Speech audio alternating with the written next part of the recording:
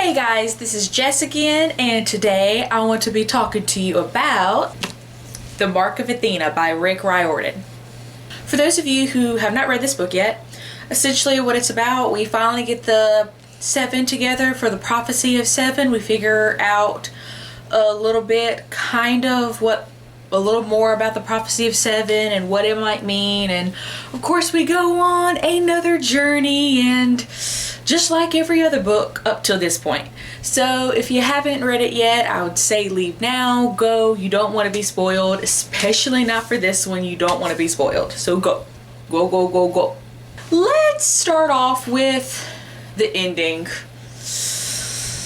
because that's obviously where we're gonna have the issues. Once again, Rick Riordan leaves us off with a cliffhanger. And not even really a cliffhanger, because technically they fell off the damn cliff. First of all,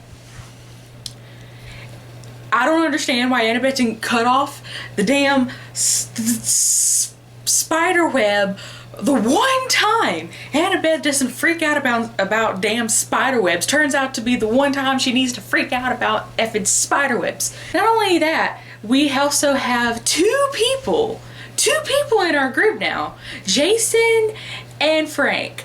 Both of them have the ability to fly. If Jason has the ability to manipulate wind to fly, and Frank has the ability to turn into something that could fly. Two people out of a group of 8 could fly, and somehow that didn't help anybody, apparently. That plus with Annabeth and the web, okay, I could forgive those two things, okay? I can forgive for those two things. What I cannot forgive is I don't understand why everybody was standing around in a room that is crumbling apart. The only reason why it didn't crumble apart before was the freaking spider woman that has just fell off into the pit of Tartarus. Okay, she's gone now, so what's holding the room together? Nothing is holding the room together, but everybody's just standing around. Not only is everybody standing around in a room that is falling apart, they have to stand next to a ledge of a pit that drops into the deepest part of hell. I don't understand why we had to stand there on the edge of a cliff drop to Tartarus and listen to what happened to Annabeth and her little adventures and all this other mess and how she survived. I don't understand why we couldn't have done this on the ship.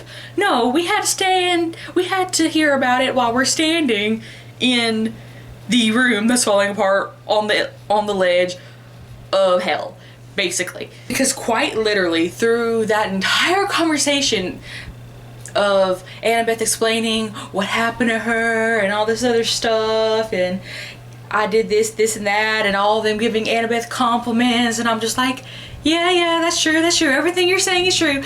Now get on the ship. You can do this on the ship. Now get on the ship. When Nico had mentioned Tartarus, and we find out that apparently you're going to have to close both sides of the gates of hell, one being from this side and one being from the side of Tartarus, and then we come back into play. It didn't really occur to me that might mean anything until we're literally standing in the pit next to the ledge of Tartarus for some odd reason, and Percy's like, Mr. D basically said that my journey is going to be a lot more painful and harder than the rest of everyone's, but I don't know what he meant by that. And as soon as he said that, it clicked. I was like, oh god, they're standing on the edge of Tartarus. Someone has to close the gates from the other side in Tartarus, and you and Annabeth just so happen to be standing on the edge of Tartarus. And I immediately, when it clicked, I was like, no, this can't be happening. No, this can't be happening. I just about couldn't read the rest of the book because I knew what was gonna happen.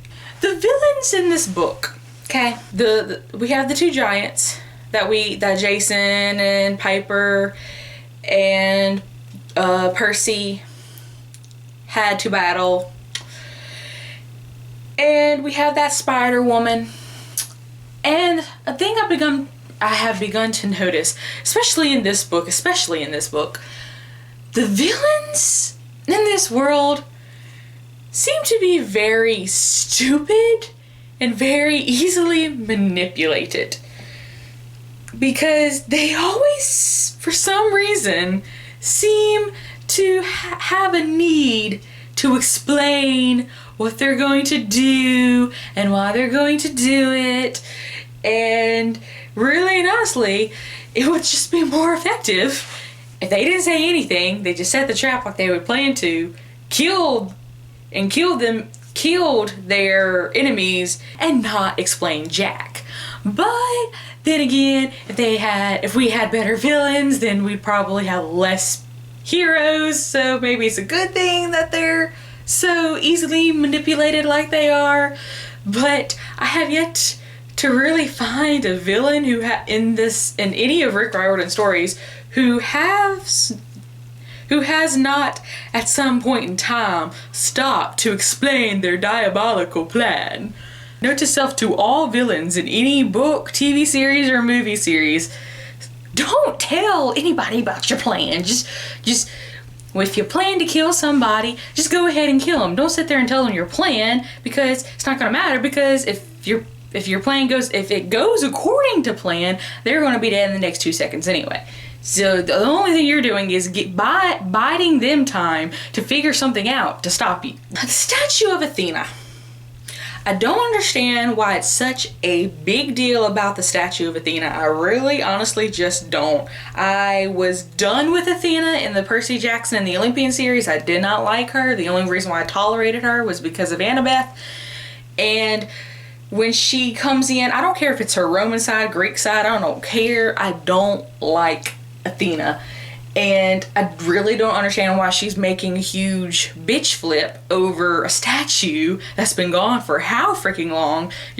How many of her demigod children have died trying to find this stupid statue? Apparently it's supposed to help with the prophecy of 7. So that's pretty much the only perk that I can see that the statue has given us. Otherwise, it's just pretty much given us hell. When you really think about it, it's Athena's fault that Percy and Annabeth are in Tartarus. It is entirely 100% her fault. That and the entire group's fault for deciding to have a conversation on the edge of the mouth of hell. But whatever. I also didn't understand why it was such an issue for Jason to tell Annabeth about it. It's not like he or any of the demigods, Roman demigods from this time period, stole it. So I say I don't understand why he didn't just come right out and say it, why it was such a big issue. You could have saved us a whole lot of time and Annabeth a whole lot of headaches if you just came right out and said it. The last thing I want to talk about. Okay, after Percy and Annabeth fell, we get to the part where everyone's like, blaming themselves, and I forgot who it was, but someone had brought up a good point. I think it was Piper or Hazel brought up a good point. They said, wait a minute, if the gates of hell have to be closed from this side, but also the side of Tartarus, isn't someone from the side of Tartarus gonna have to stay behind to close the door?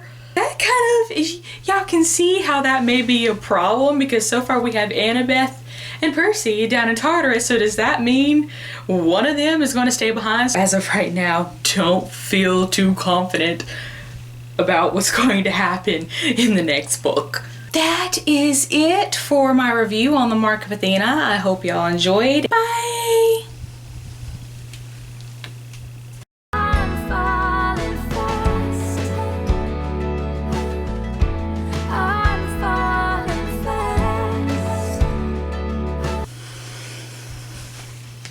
With my head back and forth, oh, with my head back and forth.